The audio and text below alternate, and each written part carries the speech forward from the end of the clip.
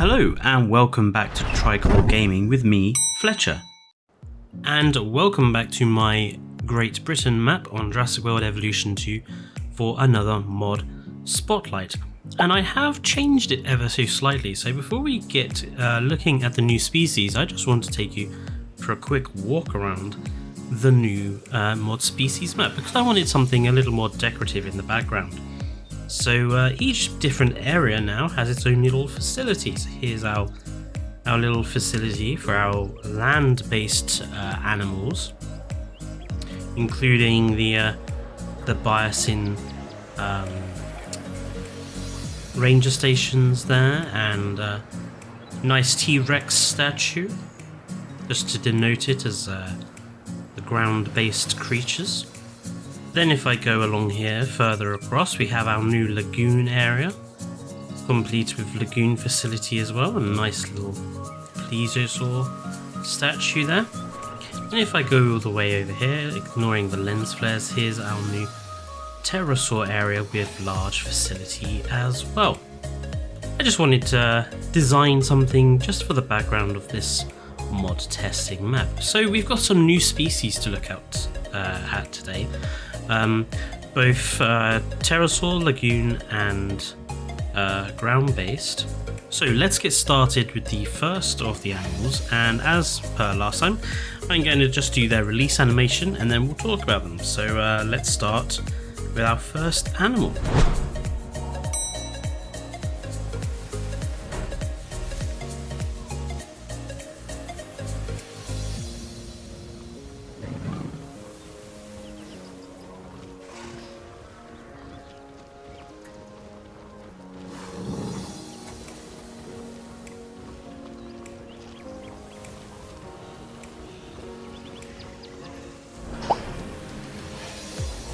So here's our first creature to look at, the Regaliaceratops, and yeah, it's just a simple ceratopsid really. It has some decorative spikes around the frill. I like this mod for the colorations that it has. I've already had a look at this in the database view, and there's some very nice color combinations here.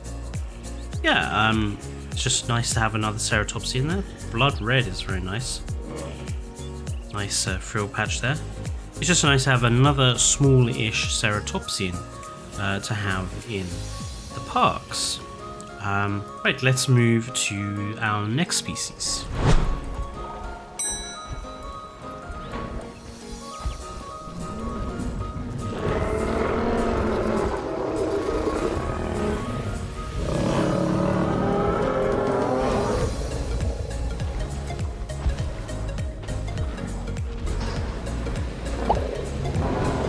And so this is the wonderful Lambeosaurus by LA Studios, and I have to say it's another amazing looking mod from LA Studios. Lambeosaurus being a hadrosaurid dinosaur, and I have to say I love the skin. This green one especially, I like that. It's a bright fluorescent green. But yeah, just an interesting hadrosaurid to have in the park, and one to feel just give us something a little more interesting than perhaps Edmontosaurus or CRETACEOUS in terms of coloration. So yeah, very nice LA Studios.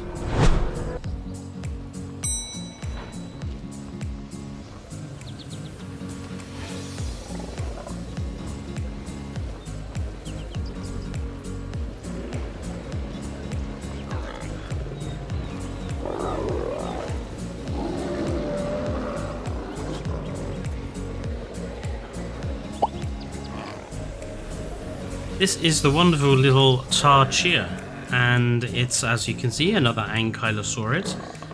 But I really like just how decorative the skins are for these guys. I think they look very nice, especially this guy. Look at that, the red, the blood red on the club, and the armored osteoderms on the head and the front legs, and also the tips of the spikes there. I think that looks very decorative. And it's nice to see an Ankylosaurus with a bit of coloration. This one reminds me of the Walking with Dinosaurs Ankylosaurus, actually. So yeah, very nice, very decorative, and it's nice to have an Ankylosaurus with some colour to it. Yeah, brilliant.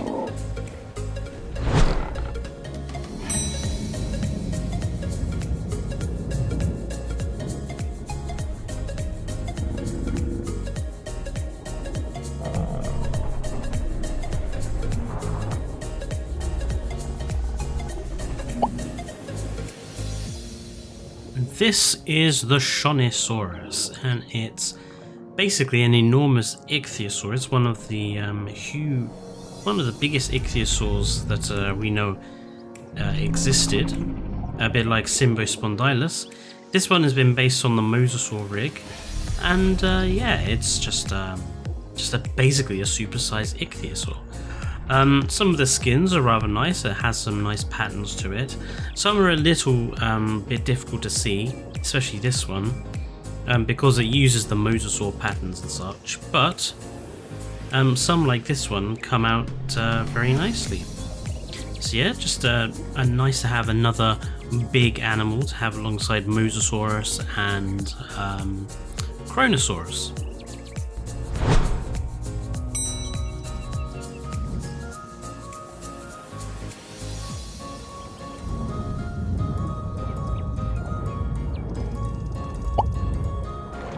Sticking with the lagoon feel here, we have XIPHACTINUS, which is basically a very large flesh-eating fish from the Cretaceous period. This has obviously been based off the ichthyosaur rig, I believe. Yeah, this is a pretty ugly looking fish, definitely not the sort of thing you want to encounter down a dark alleyway. But it was alive during the time of the dinosaurs, so yeah, it's not too different to have in our lagoons. And you could certainly use this as like another backdrop sort of lagoon animal to share the space with, say, Mosasaurus or Tylosaurus or Chronosaurus, something of that nature. They will panic if a carnivore gets too close, as you can see here, he's panicking. But yeah, very nicely modelled, and it has some nice skins. So yeah, very cool, very ugly fish.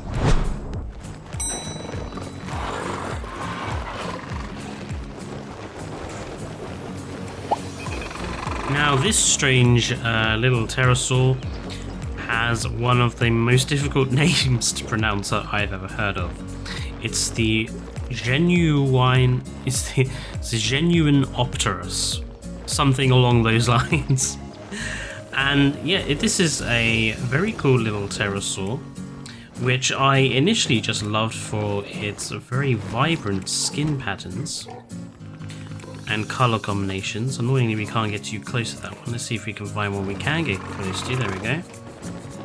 It has wonderful skin patterns, very vibrant colors. I also love how weird it looks with this little nasal crest and all of the teeth that kind of jut out and overlap each other and everything. So yeah, very nice in terms of its model, but also very brilliant skins. And it's another small pterosaur to have alongside, say, Dimorphodon or the Rhamphorhynchus mod that we saw last week. So yeah, that was the Genuinopterus, or Genuine Opterus, something along those lines. Very cool. For our final mod, we're going to go back to the ground-based creatures area to have a look at some brand new skins that came in for the Tyrannosaurus Rex.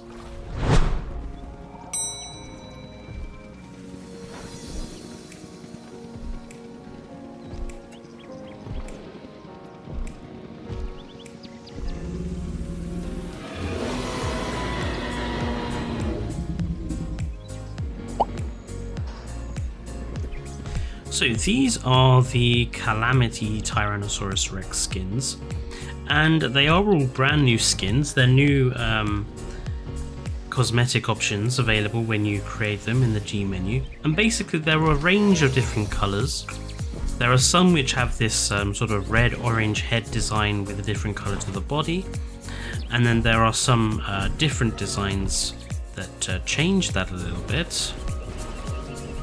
Got a nice lovely green and orange one here. I think somewhere around here there should be, yep, there you go. So there's one whose colours vary just slightly, but basically it's just some different skins with a slightly remodeled head as well. So if you wanted something perhaps to represent maybe Tarbosaurus in your parks, or something to represent a different Tyrannosaurid, or if you just wanted a bit more brighter, a bit more showy Tyrannosaurus Rex, then these are the mod skins for you. So that's the Calamity Tyrannosaurus Rex skins. And like I say, they just show up as normal skin modifications. If I show you, I go to a hatchery and have a look. So here they are. They're basically all unlabeled. And you can just select whichever one you want. Let's create one. Let's just create that one. And you can also give them pattern colors, but the pattern colors don't really do that much to it. So let's just have a look at this guy.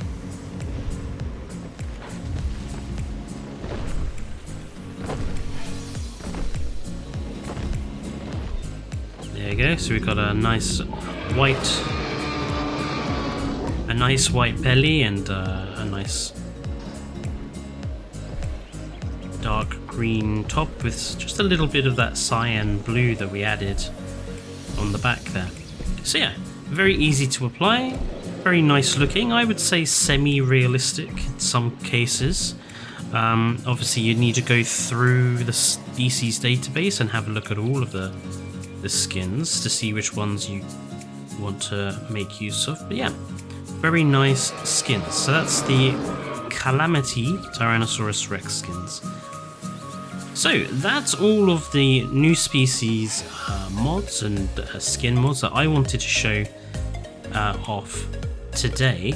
In terms of what I think my favourite of the mods are that I've seen in the last week, I think it definitely has to be the Genuine Opterus, just because it has such nice looking vibrant skins and the model is very cool as well. It's a very unusual pterosaur, and it also means we get an animal that starts with Z finally, so I believe we now have an animal to represent every letter of the alphabet if you wanted to do an A to Z park. So yeah, I also really do like those Calamity T-Rex skins. I will definitely be using those in a park in the future. Right there, Rexy? So let me know down in the comments which of the new species from the past week you like, and I'll see you in the next video. Until next time, stay safe and goodbye.